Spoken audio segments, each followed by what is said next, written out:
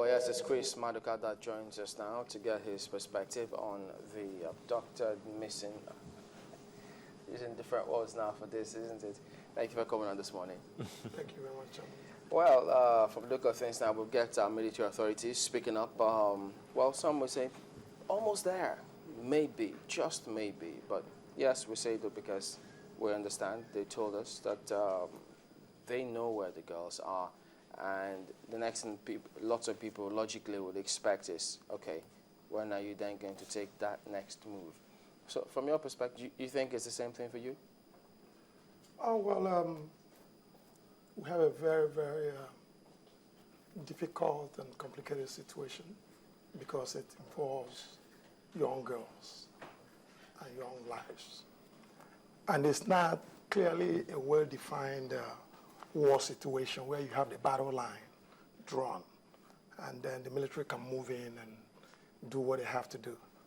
So I think the first step, which is in the positive direction, is locating the girls through intelligence and other gadgets, because I believe that if the world could find oil beneath the soil, they could also somehow locate our girls.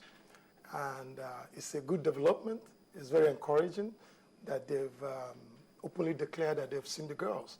Now, we live in the world, especially in this part of the world, where we are very, very rash. We want to see action, we want to see something done and done right now. And sometimes you don't really blame us because we came out of prolonged command and control military dictatorship, immediate effect. We used to hear some of our military leaders say, this so will happen with immediate effect. So we grew up with immediate effect mentality. And it's not quite that way in a democratic dispensation, especially when you have a new phenomenon. It's not like terrorism is a new phenomenon, but this issue with girls and everything is kind of a little different, and it requires a different approach. If the president will move, or the military will move the way some people are urging him to, and then ends up in tragedy, all hopes are gone. And the world will look at us with even a more despicable kind of countenance. So it is good for us to have hope and support our military and the president so that they will go ahead and make sure that those girls are returned. And that's the beginning of the story. After they are back, then we have to imbibe a new culture. We have to realize that our lives yesterday is no longer the same. We are confronted with something that we shouldn't politicize. We must focus on and make sure that it is curtailed, it is contained, because it's not a political thing, and it's not a civil rights movement, it's not domestic violence, it's terrorism. You know, So today happens to be Children's Day, and most part of the country focus will be on the Chibok issue, the girls. And perhaps now that you're talking about well, never seen before phenomenon in our national life, how well can we key into all of this? Now we're talking about the citizens, the civilian population, to assist our security apparatus in solving the situation. What is it that we haven't been doing as a people that should be done now? Okay, first of all, I will say that we haven't been moving forward collectively as a nation. We see things happening in distant places as their business. Besides that, some parts of this country seem to be more policed than other parts.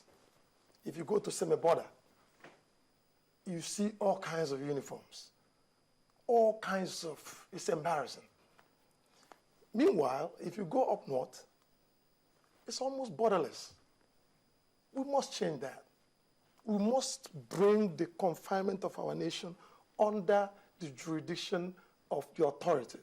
You can't have it both ways.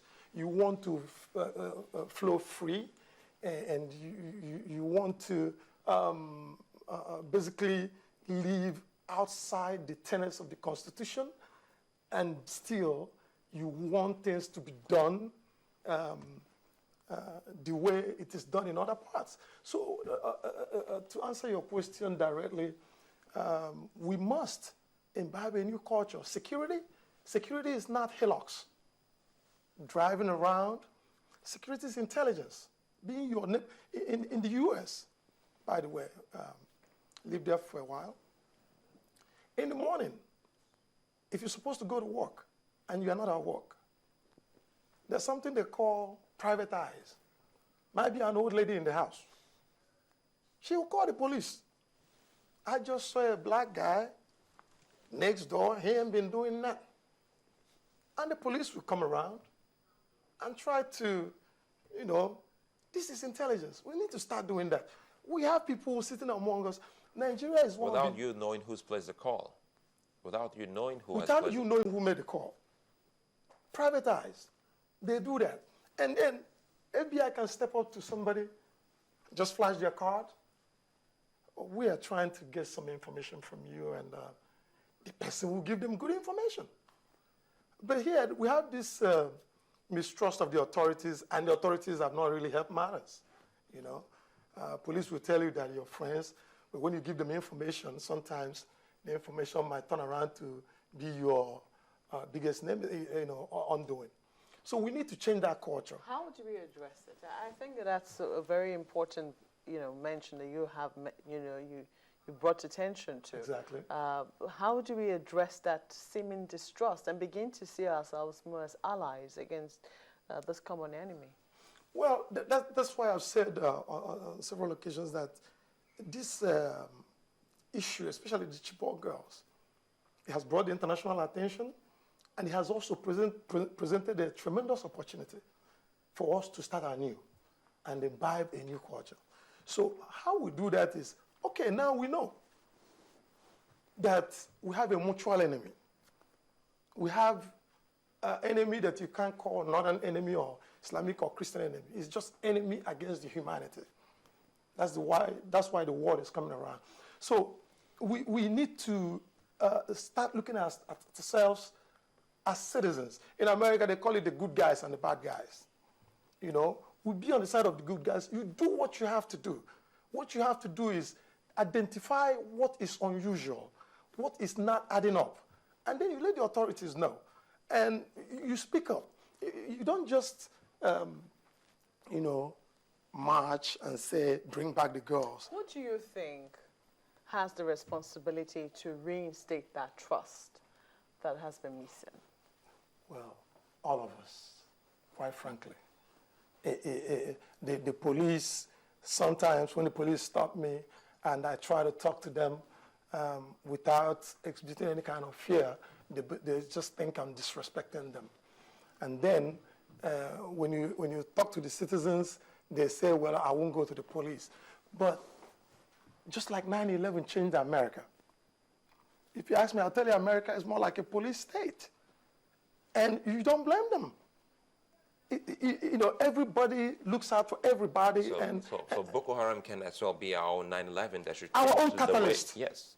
Boko Haram can be our own catalyst to have a more sane, viable, and equitable society. Do you see that change happening now? Well, we don't have choice, quite frankly. If we want to survive, let that change start happening now. If we want to just continue playing games and talking about the election, first of all, you have to leave before the next election. And I don't care how you feel, you must support the authority in place, first of all. I mean, the army, the police, they belong to family too. Some of them are being killed. So who do you support? Whether you like President Jonathan or not, he's the president today. He's the man in the center of the storm. So you give him your support, first of all. The Republicans and Democrats, when 9/11 happened, closed ranks. Why? Because nothing unites people together than a common enemy. You're not seeing that level of support, are you? Not yet, but I see it coming. I see it coming. If people will be sincere, if people will stop bickering, tribal sentiment and all whatnot, and see that, kind of consider what kind of society do I want my children to grow up in. Now today is Children's Day. One of the things that came out of the World Economic Forum was a support fund, $10 million to secure, to keep schools safe, because one of the reasons why we're talking about the Chibok girls today was because their schools were not properly secure against people who wanted to come and take them away from us. How do you think that we can replicate that kind of initiative around our schools, keeping our children safe? Okay. In the U.S., for example, I always go back there because we like to copy them, albeit most of the things we copy are not the positive aspect of it. School zone in America, if you go over the speed limit on a school zone, you are in trouble. If the school bus is flashing its light, even the president will stop for the school kids to pass. They have volunteers, retirees that go to cross children to. How many of us have really looked back, even the people demonstrating, do they have any kind of plan of translating that marches and everything to a better secure school environment? You can volunteer. We volunteer in our churches, in our mosques. Why can't we volunteer to keep our children safe? You can have your cell phone in your pocket. If you see any unusual thing going, you can call. You can start a group.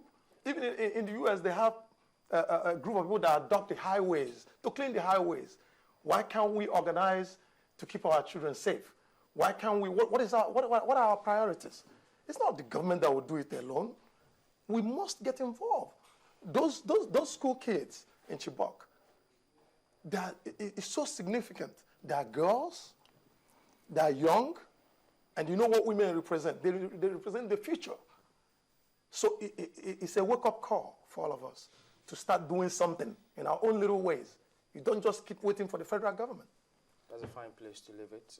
Chris Maduka is public affairs analyst. Thank you very much indeed for coming on today. Thank you very much, Chamberlain. All right, then. We'll be back after this. Don't go away.